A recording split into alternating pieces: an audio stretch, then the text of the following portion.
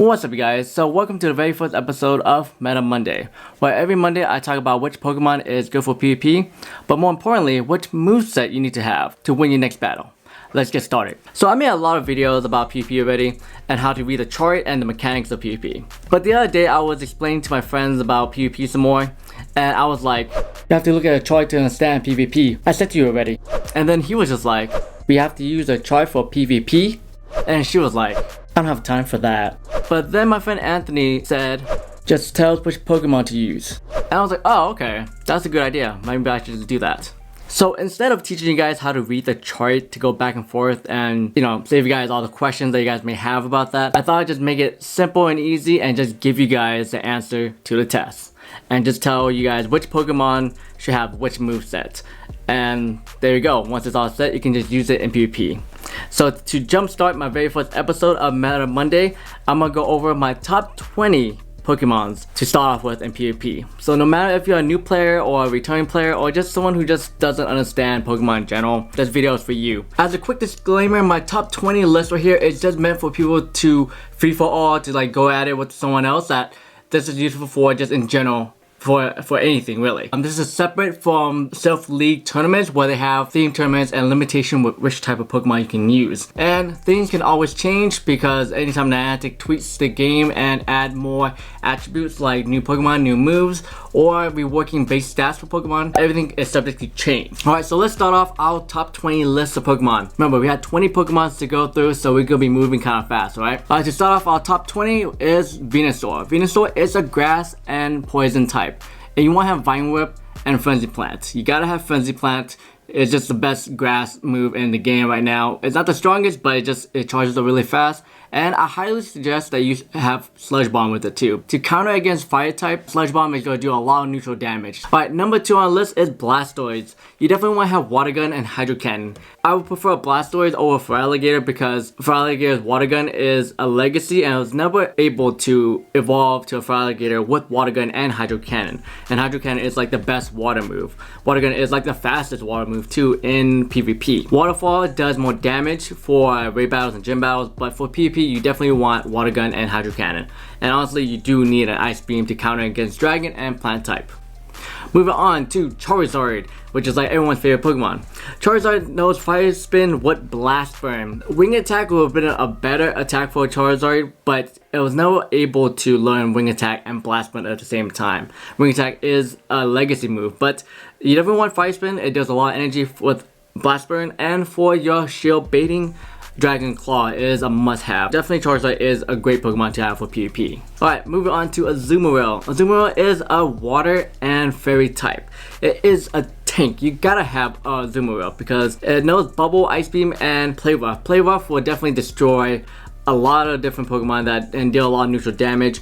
If you're going against like a dog type Pokemon or even a dragon type, it just is meant to destroy any kind of dragon with Bubble, Ice Beam, and Play Rough. And as a quick BTW, you can do 2 Hydro Cannon with Blastoise in comparison to do only 1 Ice Beam with Azumarill. Just to let you guys know that Blastoise is more spammy. I think it is about 5 bubble attacks for 1 Ice Beam. But it is very tanky. It has about 183 HP. Next up is Skarmory. Skarmory is a very sought after dual type Pokemon because it's flying and steel. Its only weakness is the highlight, which is only electric and fire. Along with that, it's resistant to what? Bug, grass, poison, dragon, fairy, flying, ground, normal, psychic, and steel. Because it's resistant to a lot of different type Pokemon, it leaves very little room to be like damaged by super effective hits. Definitely is a must have, and you want to have Air Slash and Sky Attack. Move on to Altaria. Altaria is the king of dragons in PvP for the Great League. It's just a tank in general. Dragon Breath is a broken move in PvP where it does a lot of damage, it provides a lot of energy, and it's just super fast. Yeah, so you definitely want Dragon Breath and Sky Attack for 1, and it's up to your opinion if you want to have Dragon Pulse or Dazzling Gleam. But in my opinion, I would just go with Dragon Pulse really. But it's resistant to grass, ground, bug, fighting, fire, and water. For anybody who wants to compete or wants to do a lot of damage, you want to have Altaria. So move on is Medicham. Medicham is by far the best fighting Pokemon for PvP in Great League. It destroys Machamp. I would say the only thing that rivals it is Poliwrath with Must Shot and Power Punch, but Counter is just a super strong move for fighting Pokemon. Along with Power Punch, it requires very little energy to use Power Punch. And along with that, Ice Punch just kind of tops it off because you're gonna go against Altaria at least a few times in PvP. So Ice Punch will cover you a good amount. I believe if you do 2 Power Punch, it could probably destroy an Altaria 1 Ice Punch. So as you guys know, you're gonna need 100% for Medicham. Because Medicham does not go above 1500 CP, you need 100% to reach its maximum CP at 1431 and its maximum HP of 134. Its only weakness to Fairy, Fighting, and Ghost, and is resistant towards Fighting and Rock. So if you're going to put this up against like a Hitmonchan or Machamp, it's going to survive those hits right there.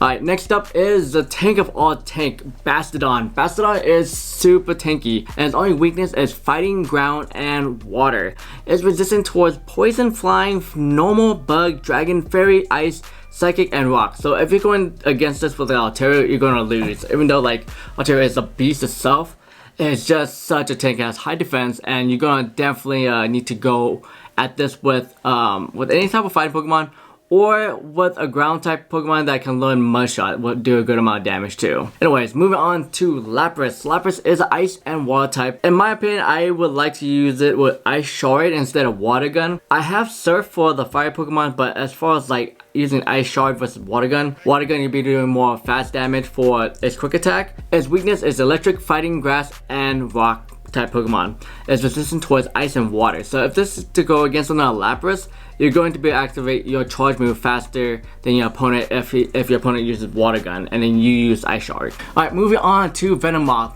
Venomoth is a beast. I have the Legacy Triple Bug move, Bug Buzz doing a lot of damage, and Silver Wind giving a 10% chance of increasing your defense and attack. For me, I love using my Venomoth against fighting type, and it kills like a Venusaur or any type of grass type Pokemon. If you guys do not have Bug Bite for a Venomoth Legacy, don't worry about it. I prefer to use Confusion because it does more damage over Infestation. Although Infestation does provide more energy than Confusion, but I would say the usefulness of it, to have one psychic move like this for Venomoth will give you a huge advantage, especially if you're going against a dark type Pokemon. Either way, it's fine, Infestation or Confusion. I prefer Confusion, but if you guys can find a Legacy Bug Bite Venomoth, get on that. Move on to Golbat. So Golbat is another Legacy Pokemon. I prefer Golbat over Crobat because Golbat can learn Wing Attack. It's pretty much like the best quick attack for air type attacks. Wing Attack gives a lot of energy, and along with that, I highly suggest having 2 additional charge moves because Armor's Wind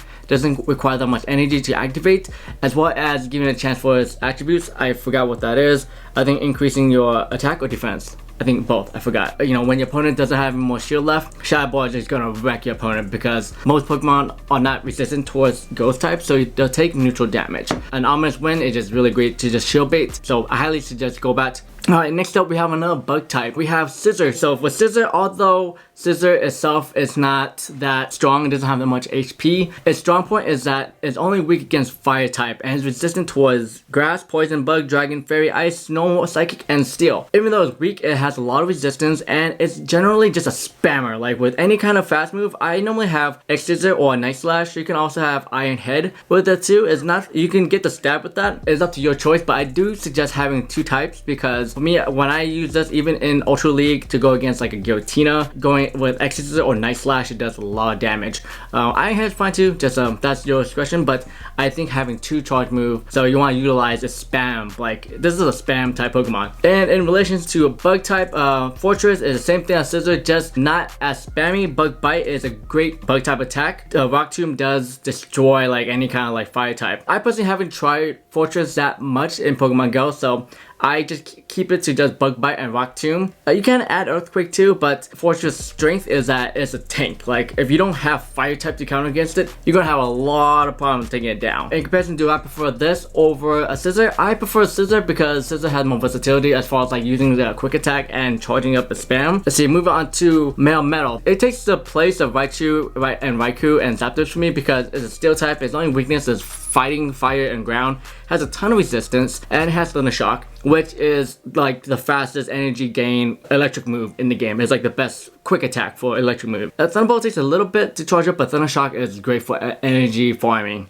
So this one does a lot of damage and it has a lot of HP, and it's not that squishy like an electric type Pokemon, like a Raichu. You can have a Raichu, but you should have a Raichu with Thunder Shock. If you don't have it, then don't use a Raichu. I would use a Metal over a Raichu, especially if you're going against Altaria. Blaziken is a new meta that just been recently bumped up recently with the last community, because Blaziken was able to learn Blast Burn and Blaze Kick. Blaze Kick requires less energy but still will do a lot of damage. Counter is just a broken, super strong fighting move for quick attack, and not only that, it has one of the strongest attack in the game, Blast Burn. So this is just like an all-around must-have Pokemon for PvP. Definitely get yourself a Blaziken, and you definitely want to have Blast Burn and Blaze Kick. It's just a beast. Highly suggest that. Next up, we have Quagsire. Quagsire has recently become like a new fan favorite for me because Mush Shots gives the most energy for any type of attack for a quick move. It's right up there with Fury Cutter and Thunder Shock. Although it's not that strong, it won't do a lot of damage. It will reach Stone Edge and Acid Spray super fast. And I prefer having Acid Spray over Earthquake for Quagsire, and I think you should have 2 charge moves for Quagsire, because you use Acid Spray to either lower down your opponent's defense, and it doesn't matter if block or not. It will also shield bait, and its only weakness is grass. So that's a big plus right there. Next up is Meganium. In comparison to Venusaur, Meganium has to deal with bug and poison type for its weakness. For this one, you want to use Vine Whip and Frenzy Plant just like Venusaur. You want to have Earthquake for another move. It's not going to back you up too much, but like in comparison to would I choose Venusaur over a Meganium, I prefer Venusaur because it knows Sludge Bomb, just for that reason. Next up is Lantern. Lantern is a tank as well. Having nearly 200 HP. You can probably reach 200 HP with the right IV. Its only weakness is ground, and grass is Water Gun is faster than Blastoise Water Gun. I don't know why, but Pokemon Go Hub, Blastoise Water Gun is 2 durations, so it's just half a second slower. With that being said, Lantern's Water Gun is super fast. Like, that's pretty much its only purpose, because the charge move Thunderbolt takes a little bit longer to charge up. So for Lantern, you're better to survive longer and do a lot of quick attack damage, but for using it, the charge move is not like the spammer type. But it is a must-have because it has so much HP. It's a tank, and it's resistant towards a good amount of different Pokemon. Not a lot of Pokemon, but being only weakness to ground and grass is nice. And it's not weak against electric too, because it's part electric type. Next up is Marowak. Marowak, a Alolan Marowak, has a good amount. It's good. It's kind of like in the middle. It's not like a glass cannon. It's not like a tank, but it has a good amount of HP, and it knows Hex, which is not bad for a Ghost move. If it has Shadow Claw, it'd be much better, but Hex is great. Shadow Ball does charge up very fast with Hex, and Bone Club is a good backup, because if you're in a tournament where you have to go against like a Bastiodon, this is where it shines. Its weakness is Dark, Ghost, Ground, Rock, and Water,